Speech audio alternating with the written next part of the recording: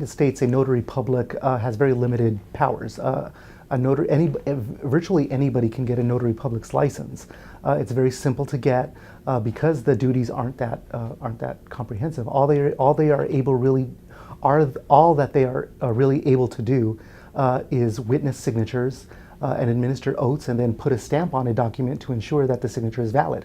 Outside of that, they have no other statutory authorities. They have no other abilities in that role as a notary public.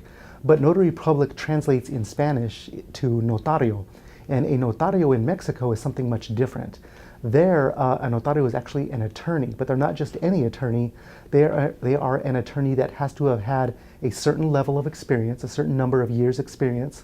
They go through additional training, they go through additional testing, and then they get a certification from the government that they are able to handle more complex legal matters.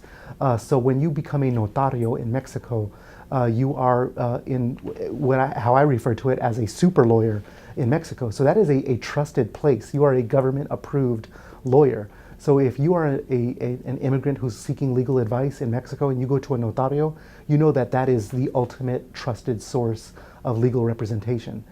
So they come here to the United States and they seek legal assistance. They see signs being advertised all across town saying notario services here. They think that that's a trusted place. And what's happening is there are a few bad actor individuals who are obtaining their notary public's license so that they can advertise as notarios, and then they are attempting to perform legal services for immigrants.